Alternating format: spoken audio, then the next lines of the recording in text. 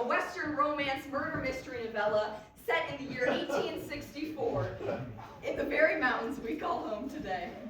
Moira Jean Birkin, played by Kari Perry, is a small-town kitchen maiden. Montag Spur, played by Artie Battaglin, is a bounty hunter, whose current target is the alleged murderer of a young woman. Moira Jean Birkin has convinced Montag Spur to let her ride with him in pursuit of this alleged killer, though her real motive is to safely get to Butte to become a chef. The pair has traveled through arduous mountains for the last 2 days and are about to awake at camp alongside the Yellowstone River, whence they will continue pursuit of their target.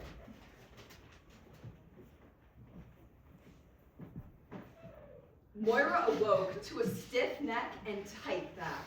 It took but a roll onto her side for her breasts to heavy too, as she gazed towards the sculpted figure preparing coffee. Montag, not accustomed to a female companion in the wilderness, had been surprised by his morning wood's tenacity for a roll. It was beginning to ache, though he'd relieved the pressure only 20 minutes earlier. Gazing back at the cause of such torment, his eyes rested on the newly awakened maiden. Her lashes fluttered and her dark tresses shimmered in the sun's morning appraisal. She opened her soft lips. "Coffee ready?" Moira tried to coo, but her throat was hoarse with dehydration. Silence accosted the pair for mere seconds until Montag erupted in merry laughter. Moira joined. The shared moment of humility and lightheartedness was a stark contrast to their unforgiving landscape. When Moira's laughter subsided, she drank crisp river water deeply from Montag's deer flask and untangled herself from her bedroll. She stretched her strong, nimble body, then took a deep, easy breath. Moira coyly leveled her eyes to Montag's. "Well, now that I'm awake." Montag entreated closer with his freshly brewed mug in firm grasp. The warmth firing through Moira's core wasn't just from morning coffee, she knew, as Montag came closer still, his breath freezing into visibility before whispering against her forehead. The clench of her chest and ache in her loins were at the same time unbearable and wickedly sensational, causing a silence unlike that of mere minutes before. Tension strummed like banjo strings between them, and it was Montag who finally plucked one, releasing the taut silence by thrusting the steaming mug into Moira's hands. Instincts of self-preservation kicked in as Moira brought the coffee to her lips and stepped sideways, remarking on the veracity of the teeming river. "Now that's a mighty river." Instead of the flight of ideas coursing her mind and blood. After we cross this river, we'll be mountain riding until we catch this Dewey character. He can't have gotten more than an hour's head start, but from what the postman tells me, he's a fast traveler. Still, I reckon you'd be a fool if you came off the main path, so you let me know if you see any broken bush or beaten trail. If we ever come unawares,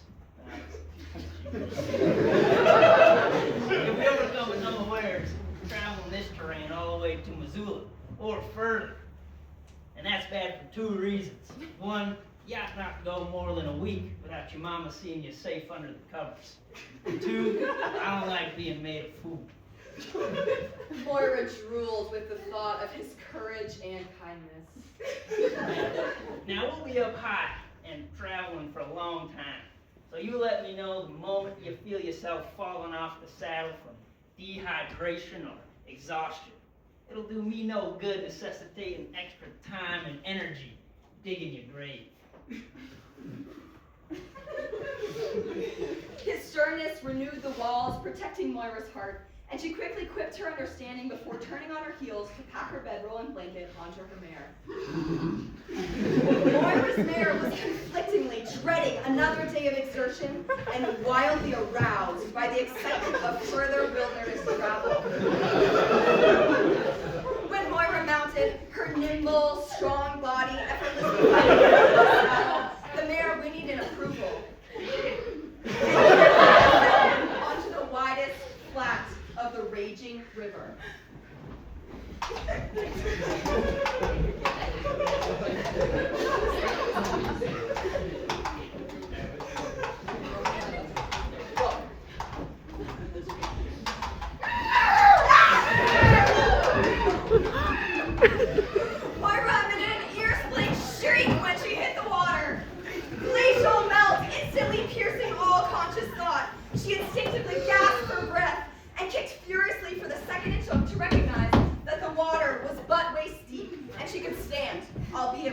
her footing.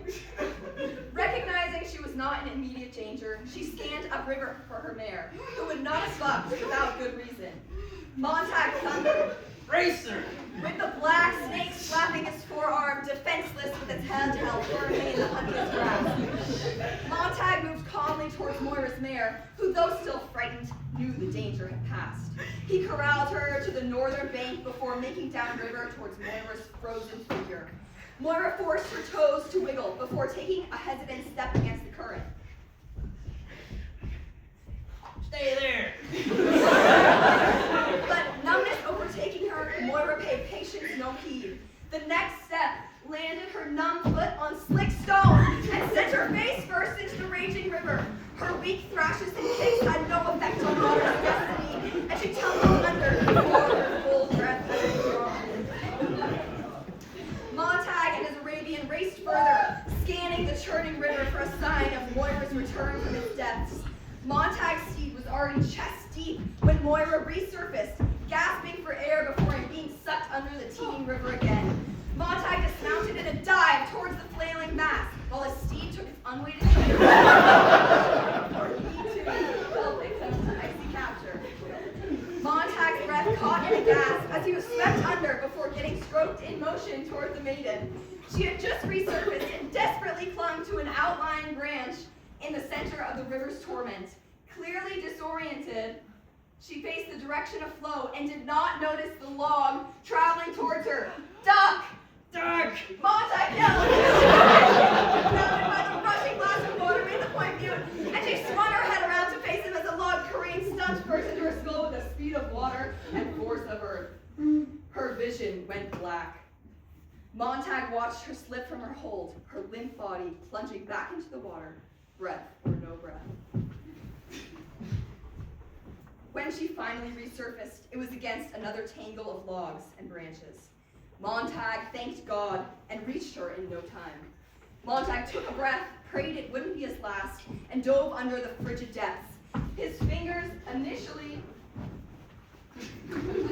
attempted to free Moira's riding bodice from the snarled branches which halted her travel downriver. Her silky ribbons worked against Montag's usually deft fingers, now gripped in the icy freeze. The wasted second fell heavy on their chances of survival. He did what he knew he must, rip the fabric clean from her unconscious body, free her from the eddy of timber, and throw her over his shoulder. The crisis had not yet been averted, as Montag now found himself keeping two numb and exhausted bodies afloat, with the river relentingly narrowing, deepening, and quickening. The thrashing sprays warning Montag of impending rapids. Without a second to lose, he mustered the last of his wherewithal to one-handedly beat forceful strokes to shore. The muddy wall finally relented an outstretched hand in the force of a thick, knotted root belonging to the tree whose shade welcomed Moira's icy, still body, tossed ashore with the last of Montag's force. Montag crawled on, his forearms up behind her, rolled her body into the sunlight, and checked that she was still breathing. She was. Jagged breaths racked his own body, the tingling burn of returning sensation shredding through his worn muscles. He whistled upriver for the horses to find them, and fell in exhaustion along his still unconscious companion, who he knew could have died today. As paralyzing shock cleared Moira's bloodstream, she returned to consciousness with the horrifying realization that she was fully unclad from the waist up, bleeding and rapidly developing a robin's egg on her forehead. Worst of all, she was laying as such parallel Mr. Spur, who appeared in tranquil slumber. Without memory of the traumatic ordeal past the initial tumble into, as it was then, relatively tame water, the evidence painted an altogether different version of the river crossing, one in which the bounty hunter was guilty of misconduct of the highest degree. She admonished herself for ever granting the trust she bestowed him, and quickly moved to action. "Filthy swine!" she spat. Her now dexterous hand found its mark on his tan cheek. I will make my way to you by myself. I don't need the hurt or help of any man. Jolting upright in reaction, Montag Spur comprehended not the words she spoke, but found her liveliness a gift from a graceful god, who was so overcome with relief of her flushed cheeks and coordinated body, topless no less, that he found there to be nothing to do but to reach to her wet hair and engulf her red lips in devotionary thanks to her being. Such a forceful kiss solidified her theory as proof, and Moira jumped up, covered her breasts, and spat a loogie.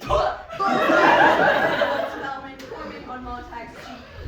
Moira's devoted thoroughbred obeyed unquestioningly, galloping in the morning sun along the barely visible path through thicket and dead down, gaining exposure and elevation at a rate yet unseen by the pair. Without knowledge of Moira's premature conclusions, Montag thought her reaction nothing but flighty overwhelm in response to their near-death experience, and allowed her the space for deep breaths and nature's calm. He packed his horse, whose rucksack required realignment after the practice with unhurried care. He embarked after the willful maiden at a trot, anticipating view of two round, firm rumps and one delicate, bare-naked back within half an hour.